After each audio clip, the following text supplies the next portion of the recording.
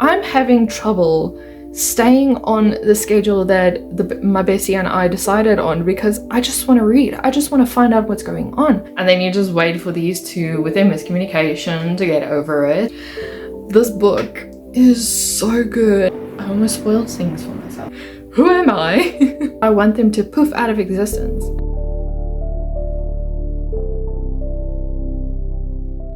Hello everyone, what's up and welcome back to another reading vlog, as well as welcome to week 1 of the readathon. This is a readathon that is hosted by Donna mariereads as well as Manda the Biblio, and it's basically a readathon that aims to thin out your TBR. This readathon happens like 4 times a year. Each time you get different prompts, you get a bingo board that you can fill out. I have to admit that this week I was a bit laid back on the bingo board. I think I just did 2 things. I think the bingo board is more for yourself than it is for like anything else, because it's promoted to self-care and it's basically read a book that has this kind of prompt that you can mark off the bingo board. But if you want more information, I'll have everything linked down below. Yeah, let's just jump into the books that I read. So I read 2 books this week and I was aiming to read more, but I don't know what happened. Listen, actually, I am also doing a vlog for NetGalley November, so I did read 3 books, but it's 2 for this week. Anyway, that's not the point I'm trying to make. The point is I read 2 books for this vlog,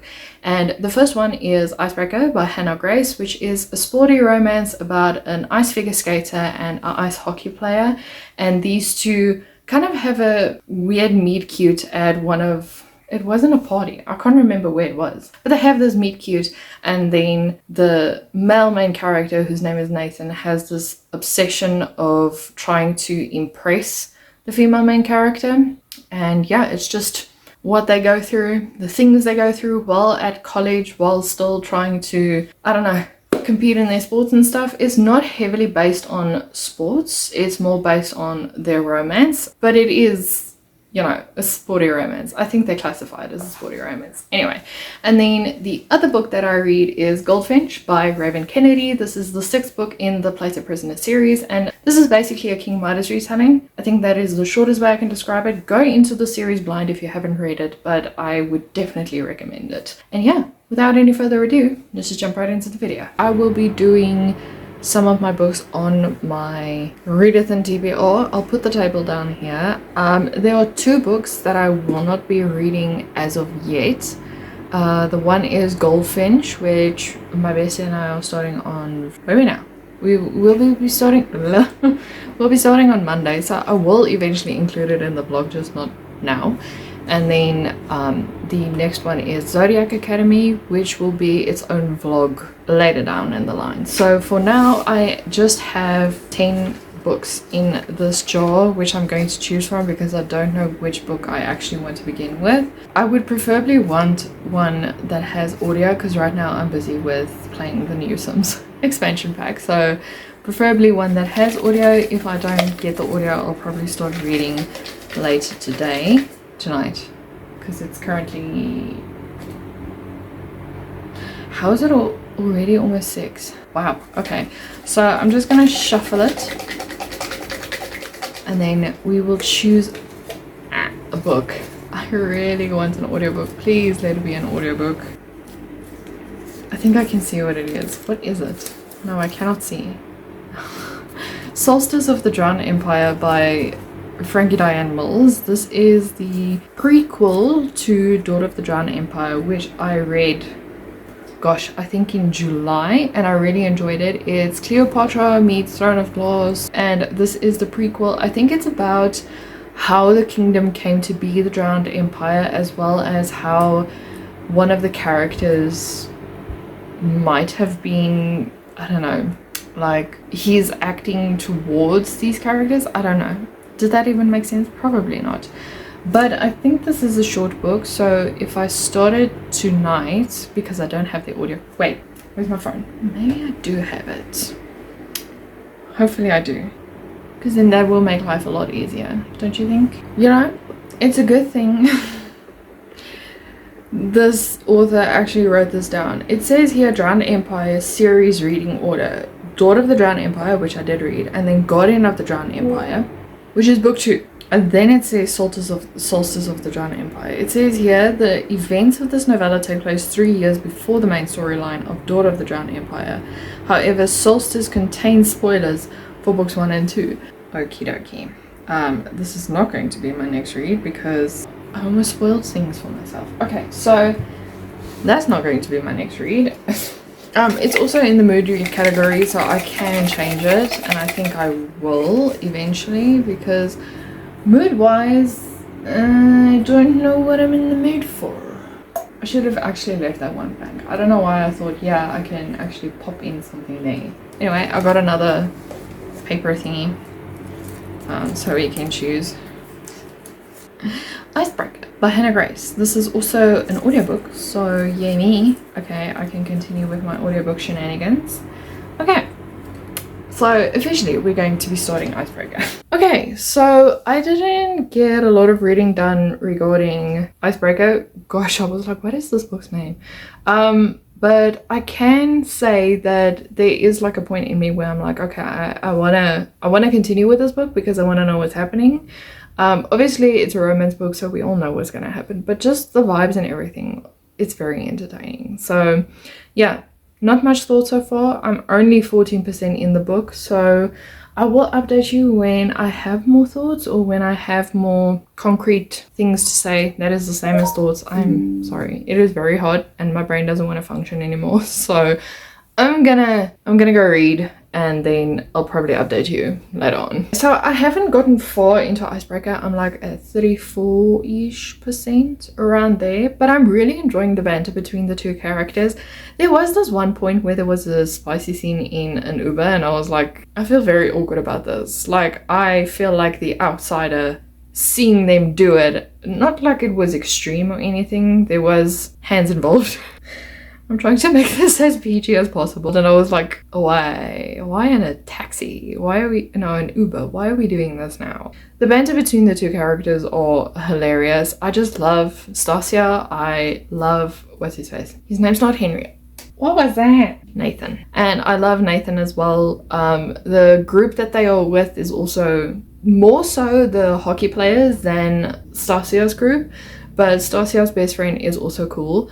Not her partner in ice skating. I don't like him. For some apparent reason, I think he's going to be part of the third act conflict.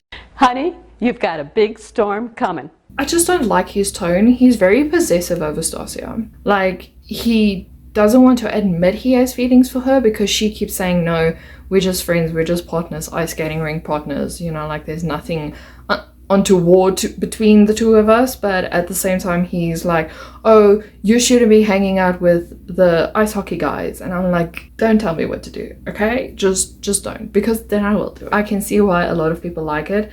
It is on the spicier side, but it's not like totally in your face, because I've seen a lot of people say it's just spice the whole time, but there is more to this book than just the spice. There's team building and, you know, banter and all of those kinds of things. So I'm gonna jump back, continue.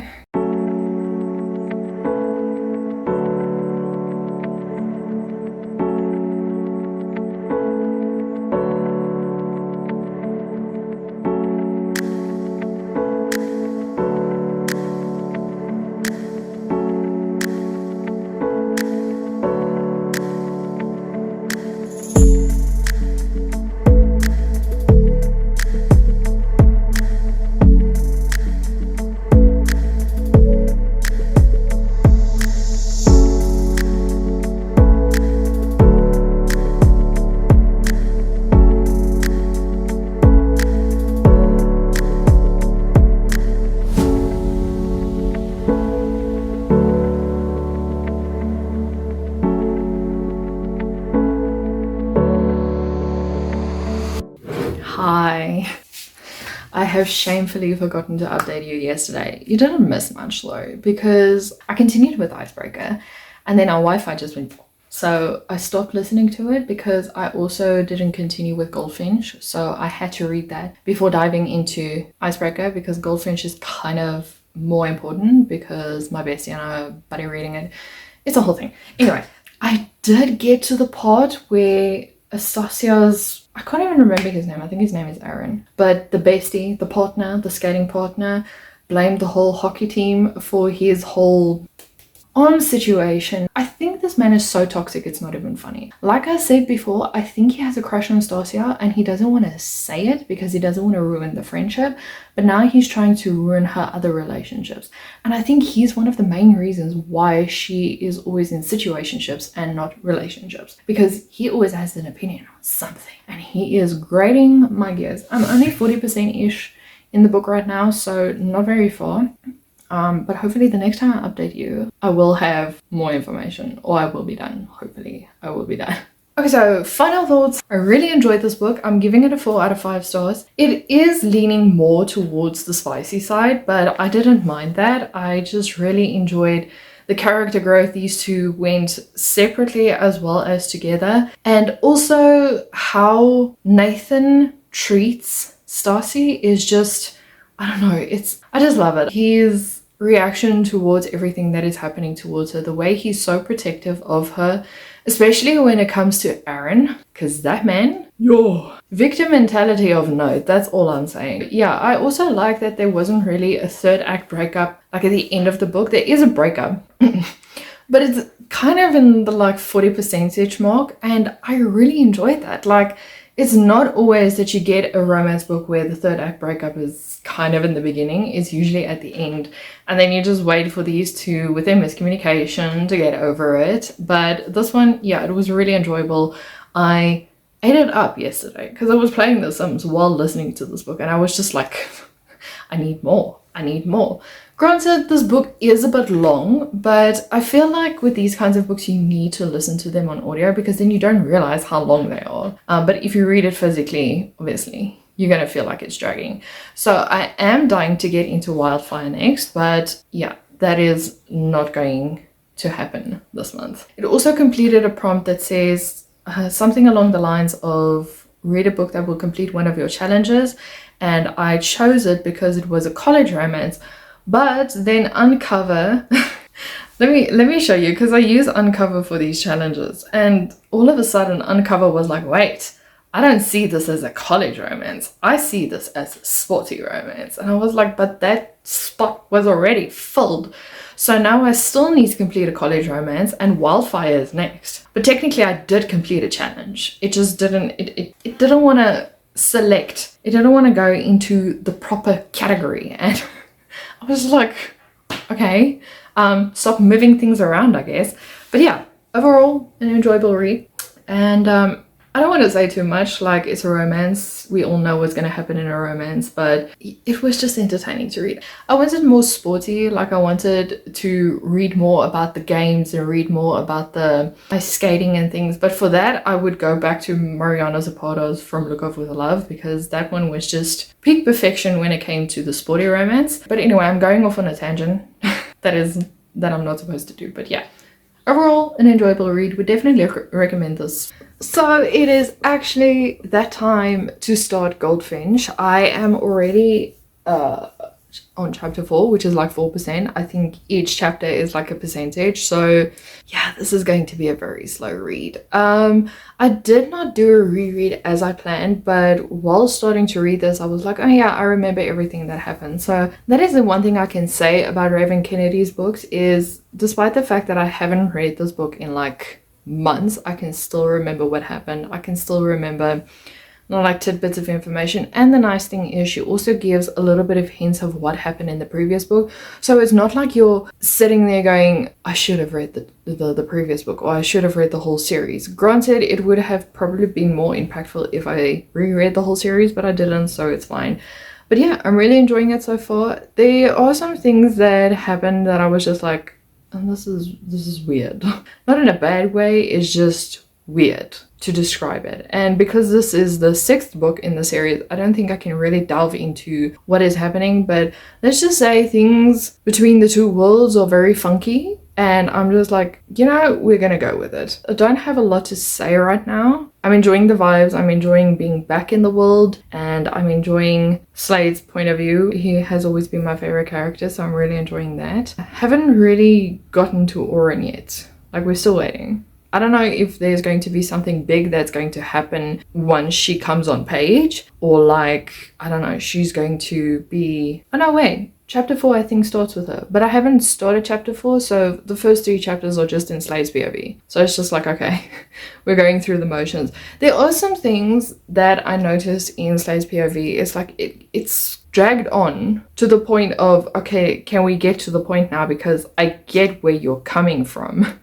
So that was just the only downside. I was like, okay, I get it. Can we speed this up, please? Can we speed the process up of whatever you're going through right now? And I don't mean to sound like mean or anything. I think if you read chapter 3, you will understand what I'm trying to say. It's like it was dragged out for 3 pages unnecessarily. But other than that, no complaints so far. I'm going to be continuing. I won't update you after every 10th chapter. I mean, like I say, it's the 6th book.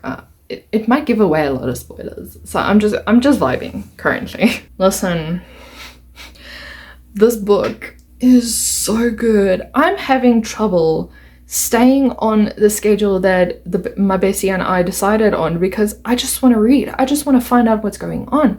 There's so much happening between Ravenger and Oren. There's things happening with Oren and I'm just like, oh my word. It's also multiple POVs, so you get POVs from the Wrath and you get POVs from some queens, and I'm just like, oh my word, there's so much happening and I'm really, really, really enjoying it. I think this book is going to be very impactful. Like, there was this one point where Queen Melina did something and I don't like her. Like, if you've seen my previous reactions to Queen Melina, I've always had this inkling as to why is she here? What is the purpose? I don't care what she did. I don't care if she plays a part in some of these things. I don't care about her. And then yesterday, while reading chapter 19, I kind of started tearing up because of something that she did, and I was just like, who am I? That was so out of the blue, but I'm slowly thawing towards her, pun intended. If you know, you know. I think this is going to be a very impactful story, and it's going to tug at the heartstrings, because I've seen a lot of reviews where people cry over the ending and I'm just like, oh, what's gonna happen? I'm sure, you know, like there's going to be growth from Oren's side and from some of the other characters as well, but it's just, I think it's going to be a powerful book. Especially from like the 2nd book onwards, it's very triggering for some people. Like, I haven't gone through what Oren has gone through, but I can imagine a lot of people, not in those situations, but like same situations, being manipulated, being gaslighted and all of those things. And the anger I have towards these characters, and they're not even real, is, yeah, some of the characters I get aggressive, and I'm not physically aggressive, but I get aggressive with these characters because I just want them to not exist. I want them to poof out of existence. And I wish, you know, in the real world, people like this didn't exist, but we can all dream. Anyway, so yeah, currently I'm on chapter 22, where Slade is, and that is 28%. So not very far.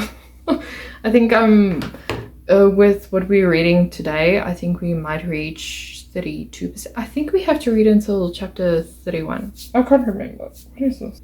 Anyway, so that's what I'll be doing for the rest of the afternoon, is just reading books. Oh my golly goodness. This is such a wild book. I couldn't put it down yesterday because there were some things happening in the book that I was just like, I'm not a fan. The reunion and the infusion of the bond, if I can call it that, because I don't want to, you know, give a lot away. But for those of you who read it, I think you would know. But for those of you who haven't, that whole chapter is just spice. And if I read another word that says juices, no, please use another word, guys, come on. There was also something he said that she will be filled until the next morning, and I was just like, ew.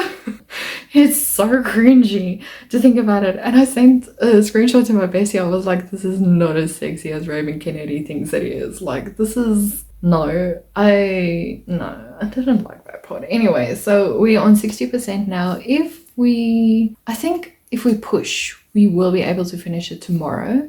We don't have anything planned for tomorrow.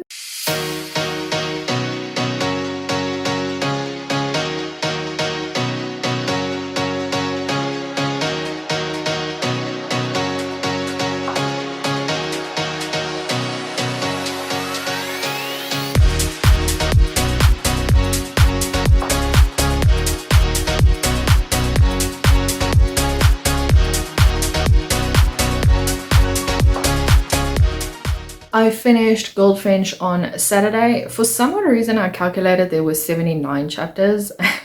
My bestie was like, there's only 71. And you said 79. I was like, my bad. So let's just finish it today. And we did. We finished it on Saturday. Also, really enjoyed this book. I'm giving it a 4.5 out of 5 stars. The only thing that knocked it down for me, and the more I think about it, the angrier I get, but anyway, is the fact that there was a spy scene like in the middle of a tension segue where everything is just, you know, it's high stakes and things need to get done. But then there's a 20-page spicy scene and I was just like, why now? Why go into so much detail? I can understand the premise of it as to why. Maybe it was just like a relief for readers who like this kinds of things, but I wanted us to get to things, and we weren't getting to things. We were canoodling.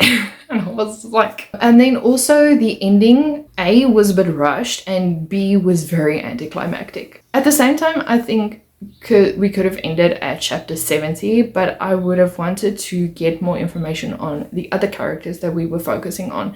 There was a point in time where Raven Kennedy tells us something about one character and I was like, okay, but show us this is happening to him. Don't tell us he's feeling upset, show us that he's feeling upset. And I get that we had to focus on the happily ever after that's happening right now, but I wasn't happy with that part of the story. And also the other thing that I didn't like was, obviously there's a war, but it happens on two sides. We focus on the war on this side and then we focus on fighting on this side. And you would think they would go together, but they didn't. Like they didn't go meld into one. It was this side fighting and winning and this side almost losing and then winning somewhere along the line. And it felt like there were no consequences, like everything just worked out fine. There was only one character, impactfully, that died in this story. And I think it would have been more impactful if more people died. This might sound really mean and everyone's probably like, no, I'm happy with the characters that lived. Great, but I wanted more casualties. It's a war. Things don't always work out in your favor. You know, that's what I didn't enjoy, but I think 85% of the book I really enjoyed. It was just those tidbits that I was like, needed more ironing out. I like the parts where with the fighting involved, there was this one point where it's like touch her and you die, which is, I mean, obvious if you've been following the trajectory of this series, but just that one point where this character just stands up and he finds a way to save his skull, and it's just like, oh, I wanted more torture, but it's fine. You know, we can go with that. And then the growth that Oren, you know, experiences throughout the series was just amazing. Obviously it was with the help of the Roth and all the other characters, but just, I thought in the beginning, based on how the 5th book ended, I really thought we were going to go back a step and kind of repeat the things that happened in the 1st book. I think it's the 1st and the 2nd book. But Oren, because of her growth, even though the things that happened to her, she decided she wasn't going to bow down. And I really like that. So yeah, I think with that, I'm done spewing my thoughts. I need to start the 2nd week of the readathon. So I really hope you guys enjoyed it. If you did, please remember to like and subscribe. And thank you for those who have subscribed recently. And I'll see you guys in a video next week. Bye.